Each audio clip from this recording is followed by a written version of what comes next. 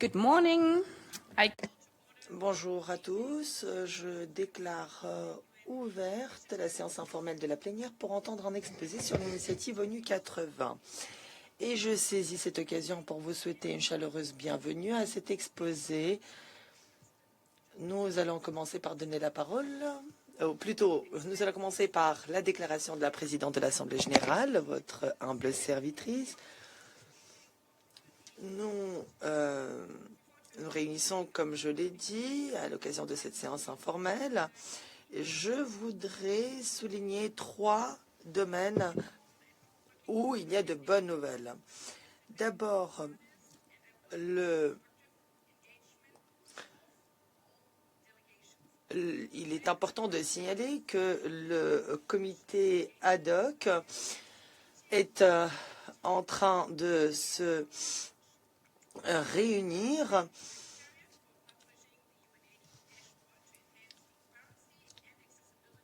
et il est important de dire que l'accessibilité de l'information est également promue de plus en plus.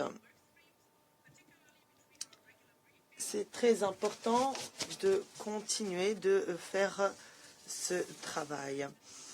Et troisièmement, les réunions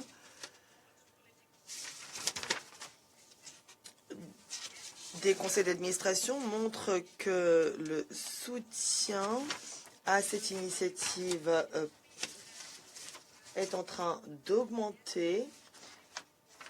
Il y a aujourd'hui une motivation très forte pour ce qui est de la mise en œuvre des réformes. Mais les délégations l'ont dit clairement, ces réformes ne sont pas une fin en soi, elles doivent se traduire en progrès concrets sur le terrain, sans mettre en péril la capacité de l'organisation à s'acquitter de son mandat au service des peuples. Aujourd'hui, nous allons donner la parole à M. Guy Ryder, secrétaire général adjoint aux politiques, qui va vous donner des informations actualisées sur la question. Tom Fletcher également, secrétaire général adjoint aux affaires humanitaires et coordonnateur des secours d'urgence, qui va s'exprimer à distance. Et ensuite, Catherine Russell, directrice exécutive de l'UNICEF, Amy Pope, directrice générale de l'OMI, qui est avec nous en personne. Merci beaucoup. Et le haut-commissaire aux réfugiés, ainsi que le directeur exécutif adjoint du PAM, qui est avec nous à distance.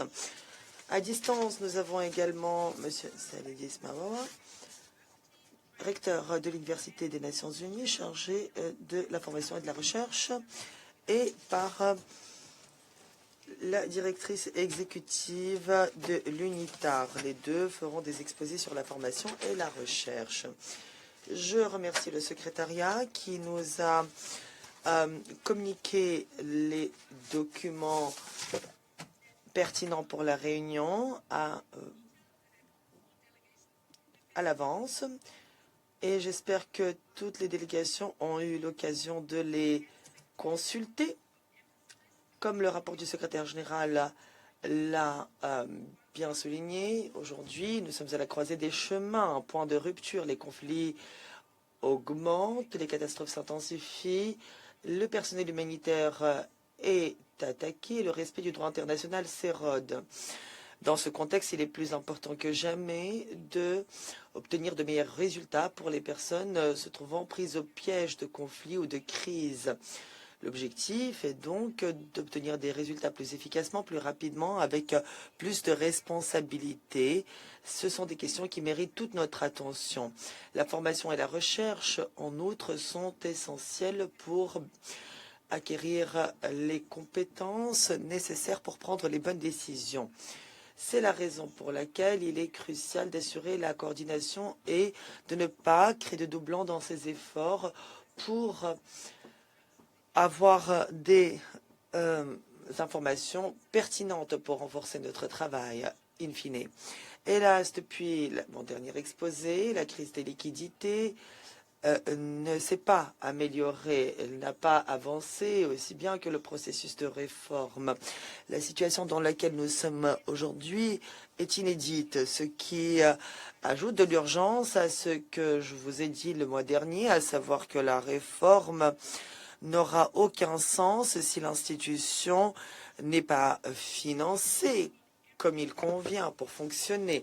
J'appelle donc à tous les États membres, comme l'a dit le secrétaire général et comme je l'ai fait dans mes déplacements récents à Genève, dans les capitales ou dans les groupes régionaux.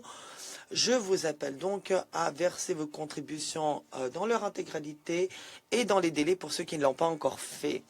Dans le même temps, il faut aussi s'attaquer aux problèmes structurels de l'organisation. La situation actuelle crée un cycle non viable sur le plan financier. Il faut prendre les bonnes décisions et trouver des compromis afin que l'ONU puisse être au service de toutes et tous. En ces temps troublés, c'est ce que nous pouvons faire de plus noble. J'en reviens donc au processus de réforme sur ces quelques mots et je donne la parole à M. Guy Ryder, secrétaire général adjoint